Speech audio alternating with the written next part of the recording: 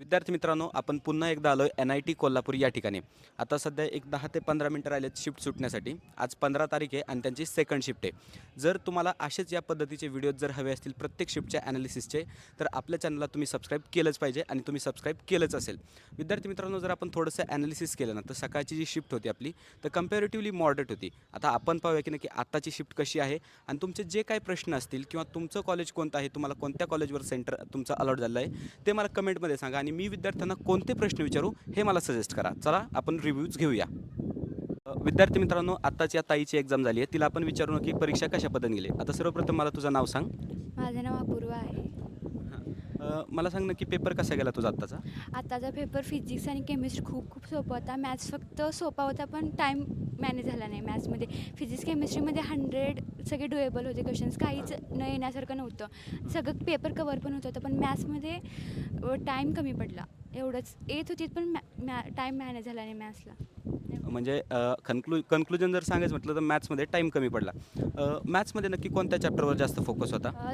Vector 3Dचेच एक 15 questions vector 3Dचे होते आणि इंटिग्रेशन डिफरन्शियल इक्वेशन ह्याला जास्त वेटेज होता.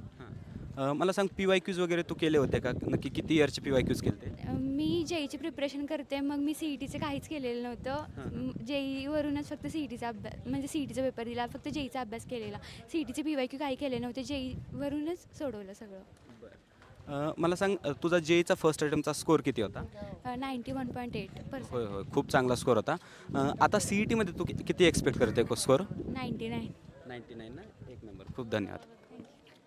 मित्रांनो, आपल्यासोबत संकल्प आणि वेदांत आहेत. त्यांचा आत्ताच पेपर झाला आहे. त्यांना आपण विचारू कशा पद्धतीने पेपर गेला आहे. काय सांगशील. सोपा होता पेपर. फिजिक्स केमिस्ट्री सोपा होता. मॅथ्स कायमगत लेंदी होता.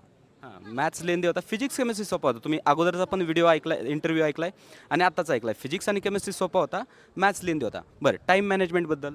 टाईम झालं तर फक्त लेंदी तेवढं होतं, त्यामुळं जरा उगाच एक 10-15 मिनटं अगोदर सुटायचा, ते 5 मिनिट तेवढं लेट झालं. मला सांग PYQs वगैरे केले होते का तू. केलती. किती इयर्सचे PYQ केले ते, म्हणजे असं काय. 24-25 24-25चे. आणि त्याच्यानंतर मॉक टेस्ट वगैरे मॉक टेस्ट दिलती. दिलते ना. मला तुझ्या प्रिपरेशन जर्नीबद्दल थोडं सांग ना की कशा पद्धतीने प्रिपेअर केलं होतं तू. कशा म्हणजे आता PYQ सोडवलेले, मग परत मागच्या वर्षीचे पेपर मॉक टेस्ट म्हणून दिलते. आणि ऑनलाईन वगैरे काही यूट्यूब चॅनल वगैरे फॉलो केलं होतं का. ऑफलाईन क्लासेस वगैरे. ऑफलाईनला कुठं होता. KCP academy. KCP कोल्हापूर. बरोबर. नाही, होय होय होय. मला सांग तुझा पेपर कसा गेला. चांगला गेला. फक्त मॅथ जरा लेंदी होता आणि मॉडरेट टू हार्ड लेवल होती मॅथची. Moderate to hard level. बरं, मला सांग संकल्प किती मार्क एक्सपेक्ट करतो तू आता पेपरमध्ये. तसं काय बोलू नाही शकत ना. तरी एक अंदाज सांग ना, अंदाज. 120-130. म्हणजे खूप चांगला स्कोर येणार आहे तुझा. तू किती मार्क्स एक्सपेक्ट करतो, काय वाटतं तुला नक्की. 100 ते 110. 100 ते 110. ओके, धन्यवाद. मित्रांनो, आपल्याला आणखीन आपले मित्र भेटलेत. एकदा त्यांचं इंट्रोडक्शन घेऊया आणि नंतर विचारूया पेपर कसा होता. सांग मला तुझं नाव सांग. समर्जी सुनील गाडगे मी. ओके, तुझं नाव सांग. महेंद्र कांबळे.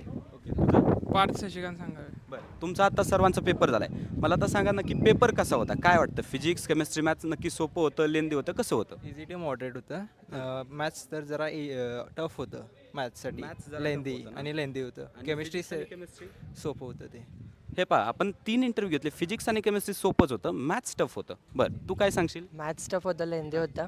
फिजिक्समध्ये थेरी आली ती बऱ्यापैकी, त्यामुळे मॉडरेट होते फिजिक्स केमिस्ट्री. ओके, आणि तू. मॅथ्स लेंदी होतं पण आता जेई दिलं त्यामुळं काय एवढं वाटलं नाही, कवर झालं. आणि केमिस्ट्री फिजिक्स काय इझीच होतं त्यावेळेस, काय म्हणजे थेरी पण झालेली सगळी, त्यामुळे एवढं काय वाटलं नाही. मॅथ्समध्ये फक्त जरा थोडी डिफिकल्टी गेली. आता मॅथ्समध्ये डिफिकल्टी असण्याचं कारण काय, म्हणजे कोणत्या चॅप्टरमधले क्वेश्चन्स जास्त पाहायला मिळाले तुम्हाला. इंटिग्रेशन म्हणजे कॅल्क्युलस पार्ट तुला थोडासा टफ गेला आहे. वेक्टर वगैरेचे. वेक्टरचे पण होते. 4 क्वेश्चन होते. Line and plane vector.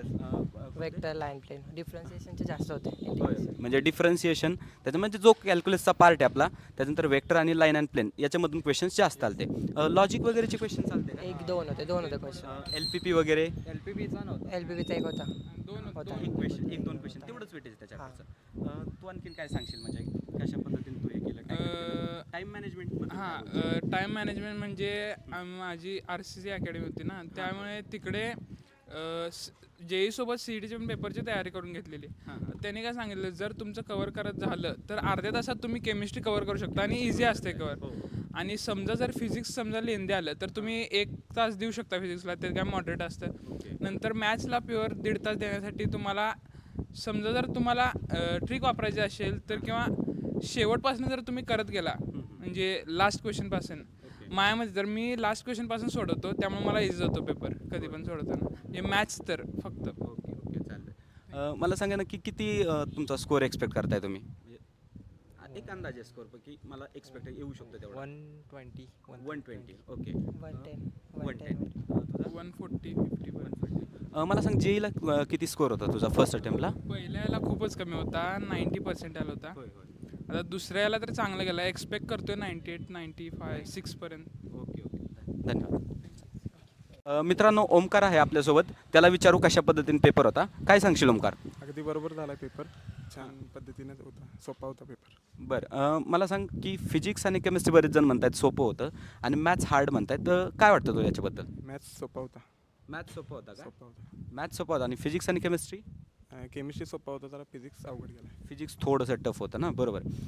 मला सांग आता तू टाईम मॅनेजमेंटसाठी काय केलं? टाईम मॅनेजमेंट सी ई टीमध्ये खूप म्हणजे डिफिकल्ट जातं बघ, कारण 90 क्वेश्चन्स जे आहेत ते आपल्याला 100 मिनिटात सोडावं लागतात. सॉरी, 100 क्वेश्चन्स 90 मिनिटात सोडावं लागतात. मग टाईम मॅनेजमेंटसाठी काय केलं तू? टाईम मॅनेजमेंट काय नाही, प्रत्येक म्हणजे 1 मिनिटाला एक क्वेश्चन फिजिक्स आणि केमिस्ट्रीत सोडवलं आणि 1.5-2 मिनटं मॅथ्सच्या क्वेश्चनला दिलो. आता मला सांग, सेकंड अटेम्प्टसाठी तू फॉर्म भरला आहेस काय? हो भरला आहे. तर काय स्ट्रॅटेजी राहणार आता? काय अशा मिस्टेक तू फर्स्ट अटेम्प्टमध्ये केल्यास, म्हणजे थोडक्यात झाल्या असतील चुकून, त्या तुला रिफ्लेक्ट नाही करायची, मग काय करणार त्यासाठी तू? थोडी आणि जरा प्रॅक्टिस वाढवणार आहे आणि मॅथचे जरा सराव करणार. फिजिक्स आणि केमिस्ट्रीचे न्यूमरिकलचं जरा सराव करणार. मॉक टेस्ट वगैरे दिल्या होत्या का तू? होय. किती मॉक टेस्ट झाल्या तुझ्या? माझ्या एक 13 ते 14 झाल्यात मॉक टेस्ट. त्यापैकी ॲव्हरेज मार्क म्हणलं तर 88-87 पडलेत. 88-87. आणि आता या टेस्टमध्ये तू किती एक्सपेक्ट करतो? समजा सी ई टीमध्ये आपल्या 100+. 100+ तू जाऊ शकतोय. ओके, म्हणजे 100+ जर समजा तू गेला तर इथंच 97% आपलं क्रॉस होतं आणि नेक्स्ट अटेम्प्टला याच्यापेक्षा जास्त प्रिपेअर तू करू शकतोय. बरोबर आहे? ठीक आहे, ऑल द बेस्ट तुला. मित्रांनो, जसं तुम्ही आत्ता पाहिलं, आपण बऱ्याचशा मुलांना विचारलं, काही व्हिडिओमध्ये आले मुलं, काही आले नाही, थोडेसे म्हणजे हे झाले, पण त्यांचं एकच कन्क्लुजन मी तुम्हाला सांगतोय आता. फिजिक्स आणि केमिस्ट्री इझी होता, मॅथ्स थोडासा टफ होता. काही जणांना फिजिक्स पण अवघड गेला आहे, पण बऱ्याचशा जणांना फिजिक्स आणि केमिस्ट्रीची डिफिकल्टी लेवल थोडीशी कमी वाटली कम्पॅरेटिव्हली मॅथ्स. आता मॅथ्समध्ये पण तुम्हाला सांगतो, वेक्टर असेल, त्याच्यानंतर लाईन अँड प्लेन असेल, त्याच्यानंतर ट्रिगो असेल, कॅल्क्युलस असेल, याच्यामधनं जास्त क्वेश्चन्स येत आहेत. मग त्याच्यामुळे मी तुम्हाला काय सांगेल, एक सजेशन देईल तुम्हाला, की जास्त या हाय वेटेज टॉपिक्सकडे थोडं लक्ष द्या. PYQs वगैरे सॉल्व करा, कारण PYQs हे 50% PYQs हे रिपीट होत आहेत. आणि त्याच्यानंतर महत्त्वाचा कन्स्टंट म्हणजे काय, तर टाईम मॅनेज करा. टाईम मुलांना पुरत नाही आहेत. मी जसं तुम्हाला सांगितलं की 100 क्वेश्चन 90 मिनिटात सोडवायचे आहेत. एक क्वेश्चन सोडवायला पुरेसा 1 मिनटं पण मिळत नाही. मग त्याच्यामुळे काय करायचं, टाईम मॅनेजमेंटवर फोकस करायचा आहे. आणि आणखीन एक महत्त्वाची गोष्ट म्हणजे काय, यासारखेच व्हिडिओज तुम्हाला हवे असतील, पाहिजे असतील, आपलं चॅनल तुम्हाला इथपासनं म्हणजे काय प्रिपरेशनपासनं तर इंजिनिअरिंग कॉलेजमध्ये घेऊन जाईपर्यंत सोबत असणार आहे. त्याच्यामुळे नक्की सबस्क्राईब करा. All the best.